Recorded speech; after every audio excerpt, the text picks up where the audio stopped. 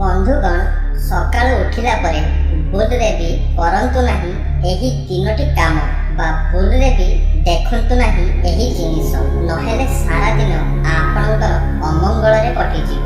ଆପଣ ନିଶ୍ଚିତ ରୂପେ ଗୋଟିଏ ଲୋକ କଥା ଶୁଣିଥିବେ କି ସକାଳୁ ଉଠି କାହା ମୁହଁ ଚାହିଁଲେ ଦିନ ଯାକ ସବୁ କାମ ଖରାପରେ କଟିଲା। ତେବେ ଚାଲନ୍ତୁ ଜାଣିବା କ'ଣ ସେହି ତିନୋଟି କାର୍ଯ୍ୟ ଯାହାକୁ ସକାଳୁ ଉଠିବା ପରେ କରିବା ଉଚିତ ନୁହେଁ। ତାକୁ ଜାଣିବା ପାଇଁ ଭିଡ଼ିଓକୁ ଶେଷ ପର୍ଯ୍ୟନ୍ତ ଦେଖିବାକୁ ପଡ଼ିବ।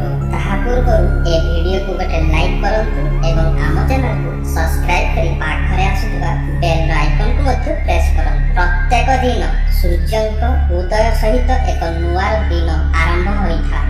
ସମ୍ପୂର୍ଣ୍ଣ ଦିନଟି ଭଲରେ କଟୁ ଏଥିପାଇଁ ଲୋକମାନେ ସକାଳୁ ଉଠି ଶୁଭ ବିଚାର ଆଣିବାକୁ ଚେଷ୍ଟା କରିଥାନ୍ତି। ଯଦି ସକାଳୁ କୌଣସି ଖରାପ କାର୍ଯ୍ୟ କରାଯାଏ ତାହେଲେ ତାର ନକାରାତ୍ମକ ପ୍ରଭାବ ସାରା ଦିନ ରହିଥାଏ। ବ୍ୟକ୍ତି ତା ମନ ଓ ମସ୍ତିଷ୍କରୁ ସେହି ଖରାପ ବିଚାରକୁ ବାହାର କରିପାରିନଥାଏ ଓ ତାର ସାରା ଦିନଟି ଇଚ୍ଛା ନଥିବା ସତ୍ତ୍ୱେ ମଧ୍ୟ ନିଶ୍ଚିନ୍ତରେ କଟିଥାଏ। ଏଥିପାଇଁ ମହାପୁରୁଷମାନେ କହିଛନ୍ତି ଯେ ଆଖି ଖୋଲିବା ପରେ ଶୁଭ ବସ୍ତୁ ଦେଖିବା ଦ୍ୱାରା ସକାରାତ୍ମକ ଉର୍ଜାର ବାତାବରଣ ସାରା ଦିନ ରହିଥାଏ। ଏଥିପାଇଁ ସକାଳୁ ସକାଳୁ ଅଶୁଭ ବସ୍ତୁ ଦେଖିବାକୁ ବଞ୍ଚିତ ହେବା ଉଚିତ। ଆସନ୍ତୁ ଜାଣିବା କ'ଣ ସକାଳୁ ଉଠି ଦେଖିବା ଅନୁଚିତ କୁହାଯାଏ।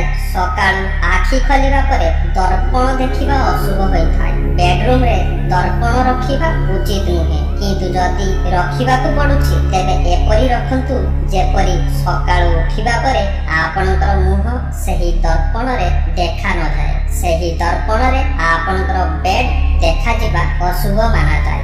ଯଦି ଏପରି ରଖିବାକୁ ପଡୁଛି ତେବେ ସାରା ଦିନ ଏବଂ ରାତି ଦର୍ପଣକୁ ଏକ କପଡ଼ା ଦ୍ୱାରା ଘୋଡ଼ାଇ ରଖନ୍ତୁ। କେବଳ ଆବଶ୍ୟକ ସମୟରେ ହିଁ ଦର୍ପଣଟିକୁ ବ୍ୟବହାର କରନ୍ତୁ। ଦ୍ୱିତୀୟରେ ହେଉଛି ଶୋଇଥିବା ସେଜ ବା ଖଟରୁ ଉଠିବା ସମୟରେ ନିଜର ଛାଇ ଦେଖନ୍ତୁ ନାହିଁ ଏବଂ ସେହି ସମୟରେ କୌଣସି ଅନ୍ୟ ବ୍ୟକ୍ତିର ଛାଇ ଦେଖିବା ଅଶୁଭ ବିଚାର କରାଯାଏ। ତେଣୁ ସକାଳୁ ଉଠିବା ପରେ କେବେ ବି ନିଜର ଛାଇ କିମ୍ବା ଅନ୍ୟ କାହାର ଛାଇ ଦେଖନ୍ତୁ ନାହିଁ।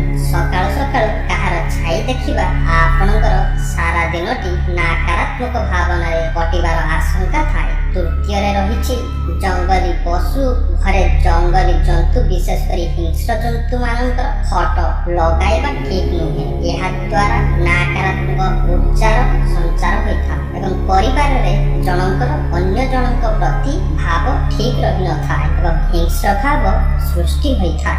ସେଥିପାଇଁ କୌଣସି ପରିସ୍ଥିତିରେ ହିଂସ୍ର ଜନ୍ତୁ ମାନଙ୍କର ଚିତ୍ର କିମ୍ବା ଫଟୋ ଘରେ ରଖିବା ଉଚିତ ନୁହଁ। ଭିଡ଼ିଓଟି କିପରି ଲାଗିଲା ଆମକୁ ନିଶ୍ଚୟ କମେଣ୍ଟ କରି ଜଣାନ୍ତୁ ଏବଂ ଭିଡ଼ିଓକୁ ଗୋଟେ ଲାଇକ୍ କରନ୍ତୁ।